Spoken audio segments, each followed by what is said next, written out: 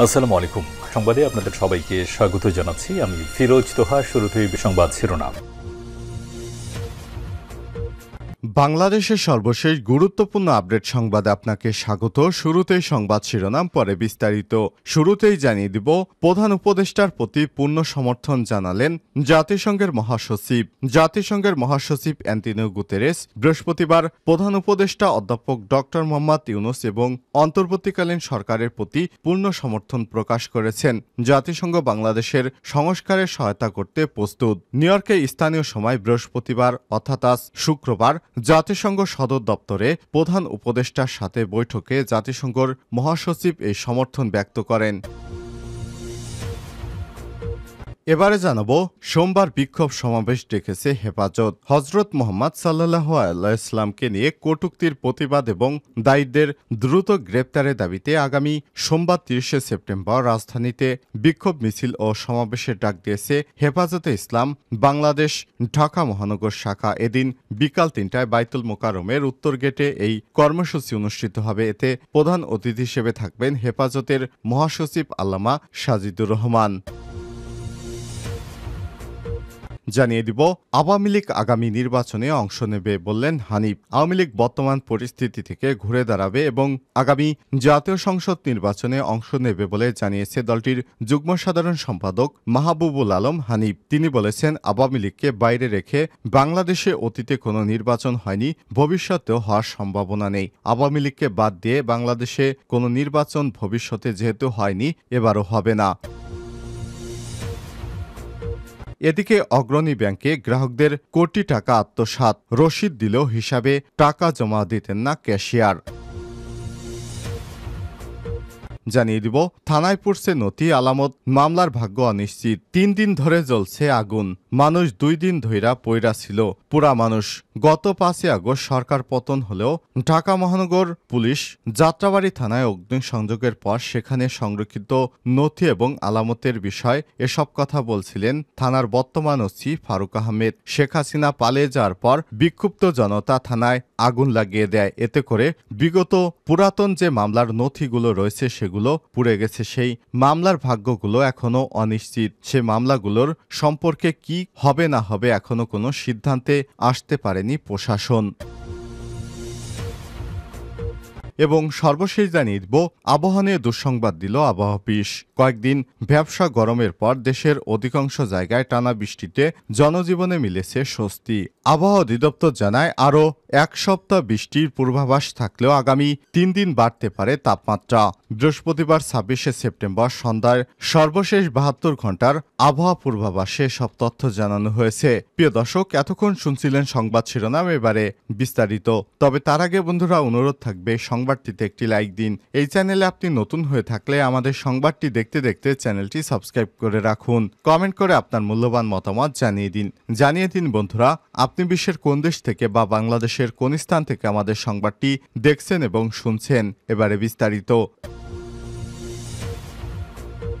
প্রধান উপদেষ্টার প্রতি পূর্ণ সমর্থন জানালেন জাতিসংঘের মহাসচিব। বাংলাদেশের অন্তর্বর্তীকালীন সরকারের প্রধান উপদেষ্টা ডক্টর মোহাম্মদ ইউনূস, জাতিসংঘের মহাসচিব অ্যান্টোনিও গুতেরেসের মধ্যে বৈঠক হয়েছে এবং অন্তর্বর্তীকালীন সরকারের প্রতি পূর্ণ সমর্থন জানিয়েছেন জাতিসংঘের মহাসচিব অ্যান্টোনিও গুতেরেস। জাতিসংঘ বাংলাদেশের সংস্কারে সহায়তা করতে প্রস্তুত রয়েছে। নিউ ইয়র্কে স্থানীয় সময় বৃহস্পতিবার জাতিসংঘ সদর দপ্তরে প্রধান উপদেষ্টার সঙ্গে বৈঠকে জাতিসংঘ মহাসচিব এই সমর্থন পুনর্ব্যক্ত করেছেন। জাতিসংঘের আবাসিক টিম আপনাকে সহায়তা করতে চায় উল্লেখ করে অ্যান্টোনিও গুতেরেস বলেছেন, সদ্য গৃহীত জাতিসংঘের প্যাক্ট অব দ্য ফিউচার বাংলাদেশের জন্য অত্যন্ত প্রাসঙ্গিক এবং এর পুনর্দনামূলক অর্থায়ন দেশটির জন্য বিশেষ সহায়ক হবে। গুতেরেস বাংলাদেশের শান্তিরক্ষীদের প্রশংসা করে বলেন, তারা আমাদের জন্য অত্যন্ত গুরুত্বপূর্ণ।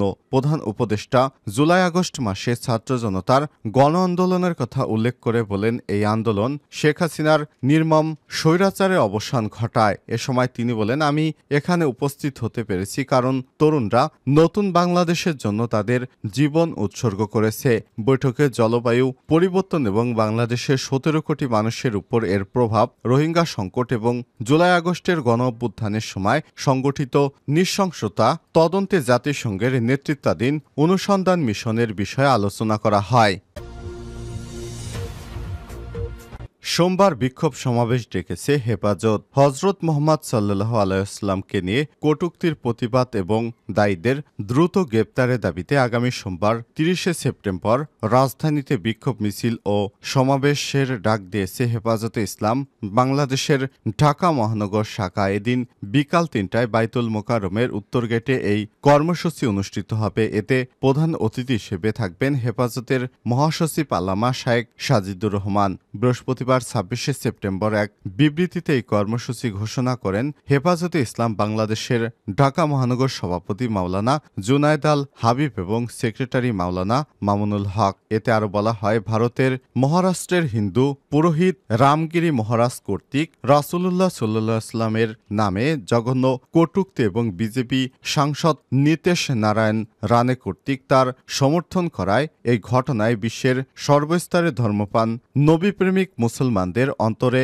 আগুন জ্বলিয়ে দিয়েছে। এই কটূক্তির নিন্দা ও প্রতিবাদ জানানোর ভাষা আমরা খুঁজে পাচ্ছি না। আরও বলা হয়, গত আগস্ট মাসে সংঘটিত এই ঘটনায় মামলা হলেও এখন পর্যন্ত রাজ্য সরকার কাউকে গ্রেপ্তার না করায় বিশ্ব মুসলিমের অন্তরে ক্ষোভ আরও বহুগুণে বৃদ্ধি পেয়েছে, যার ফলে ভারতসহ বিশ্বের বিভিন্ন দেশের মুসলিম জনতা রাস্তায় নেমে আসতে বাধ্য হয়েছে। আওয়ামী লীগ আগামী নির্বাচনে অংশ নেবে হানিফ। আওয়ামী লীগ বর্তমান পরিস্থিতি থেকে ঘুরে দাঁড়াবে এবং আগামীতে জাতীয় সংসদ নির্বাচনে অংশ নেবে বলে জানিয়েছে দলটির যুগ্ম সাধারণ সম্পাদক মাহবুবুল আলম হানিফ। তিনি বলেছেন, আওয়ামী লীগকে বাইরে রেখে বাংলাদেশে অতীতে কোনো নির্বাচন হয়নি, ভবিষ্যতেও হওয়ার সম্ভাবনা নেই। আওয়ামী লীগকে বাদ দিয়ে এই বাংলাদেশে কোনো নির্বাচন হবে না। হানিফ আরও বলেন, তার পক্ষে তার পেশ সচিব তারিকুল ইসলাম টুটুল বৃহস্পতিবার 26শে সেপ্টেম্বর গণমাধ্যমে পাঠানো এক বিবৃতিতে সব তথ্য জানিয়েছেন। আওয়ামী লীগ ছাড়া আগামী নির্বাচন গ্রহণযোগ্য হবে না। সম্প্রতির সময় নির্বাচন ব্যবস্থা সংস্কার কমিশনের প্রধান বদিউল আলম মজুমদারের দেওয়া এই বক্তব্যে জবাবে এমন মন্তব্য করেছেন হানিফ। হানিফ আরও বলেন, অন্তর্বর্তীকালীন সরকার আওয়ামী লীগের মতো ঐতিহ্যবাহী প্রাচীন এবং বৃহৎ রাজনৈতিক দলকে নির্বাচন এবং রাজনীতি থেকে দূরে রাখার যে হীন প্রচেষ্টা চালাচ্ছে এর তীব্র নিন্দা এবং প্রতিবাদ জানাচ্ছি এবং এ ধরনের অপতৎপরতা থেকে দূরে থাকার জন্য আহ্বান জানাচ্ছি। আওয়ামী লীগের অন্যতম এই যুগ্ম সম্পাদক বলেন, নির্বাচন কমিশন সংস্কারের প্রধান হিসেবে বদিউল আলম মজুমদার গণতন্ত্রের কথা বলছেন, আবার আওয়ামী লীগের মতো ঐতিহ্যবাহী বৃহৎ শক্তিশালী রাজনৈতিক দল যে দলের নেতৃত্বে দেশ স্বাধীন হয়েছে, দেশের উন্নয়ন অগ্রযাত্রা মর্যাদা যে দলের হাত ধরে হয়েছে, সেই দলকে নির্বাচনের বাইরে রেখে নির্বাচনের কথা বলছেন। হানিফ উল্লেখ করেছেন, আইয়ুব খানের শাসনামল থেকে শুরু করে প্রতিটি নির্বাচনে আওয়ামী লীগ অংশ নিয়েছে, জনগণের প্রতিনিধিত্ব করেছে। আওয়ামী লীগ এই দেশের মাটি ও মানুষের দল। আওয়ামী লীগের শিকড় এই বাংলার মাটিতে অনেক গভীরে। আওয়ামী লীগের নেতাকর্মীরা বর্তমান প্রেক্ষাপটে কিছুটা বিব্রতকর অবস্থায় আছে, কিন্তু এটাও মাথায় রাখতে হবে, 1975 সালে জাতির পিতাকে সপরিবারে হত্যার মধ্য দিয়ে যখন আওয়ামী লীগকে নিশ্চিহ্ন করার ষড়যন্ত্র করা হয়েছিল, তখনও এরকম একটা ধাক্কা এসেছিল, সেই আওয়ামী লীগ ঘুরে দাঁড়িয়েছিল। অতএব এবারের ঘটনায় এমন ভাবার কোনো কারণ নেই যে এই আওয়ামী লীগ ঘুরে দাঁড়াতে পারবে না। আওয়ামী লীগ আবার অতীতের মতো ঘুরে দাঁড়াবে এবং আগামী সংসদ নির্বাচনে অংশ নেবে। আওয়ামী লীগকে বাদ দিয়ে এই বাংলাদেশে কোনো নির্বাচন হবে না। রসিদ দিল টাকা জমা দিতেন না ব্যাংকের ক্যাশিয়ার। অগ্রণী ব্যাংকের গ্রাহকদের কোটি কোটি টাকা আত্মসাৎ। পাবনার সুজানগরে অগ্রণী ব্যাংক নাজিরগঞ্জ শাখায় প্রতারকের মাধ্যমে গ্রাহকদের প্রায় কোটি টাকা হাতিয়ে নেওয়ার অভিযোগ উঠেছে।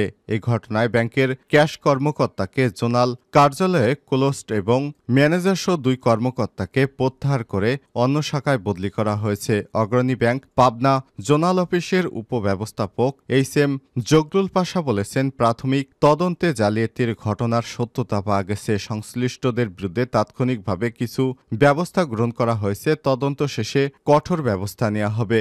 অভিযোগ থেকে জানা গেছে, অগ্রণী ব্যাংক নাজিরগঞ্জ শাখার কর্মকর্তা ক্যাশ কুদরত উল্লাহ পলাশ ৩ বছর আগে ওই শাখায় যোগদান করেন। তিনি এই শাখা উপজেলার ভাইলা ইউনিয়নের চরপাড়া গ্রামের মোজাম্মেল হোসেনের ছেলে। পলাশ স্থানীয় বাসিন্দা হওয়ার সুবাদে গ্রাহকদের সঙ্গে সখ্যতা গড়ে তোলেন। এর সুযোগে তিনি গত বছরের ডিসেম্বর থেকে এবছরে আগস্ট পর্যন্ত প্রতারণার মাধ্যমে অর্ধশতাধিক গ্রাহকের জমা দেয়া প্রায় কোটি টাকা আত্মসাৎ করেছেন। সংশ্লিষ্ট সূত্র থেকে জানা গেছে, গ্রাহকের বিভিন্ন সময় ব্যাংকের টাকা জমা দিল ব্যাংক কর্মকর্তা ক্যাশ পলাশ উক্ত টাকা রেজিস্টার এবং হিসাব নম্বরে পোস্টিং না দিয়েই আত্মসাৎ করেছেন। কিন্তু গ্রাহকদের বিশ্বাস রক্ষার জন্য স্বাক্ষর ও সিলমোহর দিয়ে তাদের জমা ভাউচার দিয়ে দিতেন। ফলে গ্রাহকদের পক্ষে টাকা আত্মসাতের বিষয়টি আজ করা সম্ভব হয়নি। চলতি মাসের প্রথম দিকে সুজানগর উপজেলা নুরুদ্দিন গ্রামের একজন গ্রাহক মেধা ট্রেডার্সের কর্ণধর উজ্জ্বল মেধা ব্যাংকে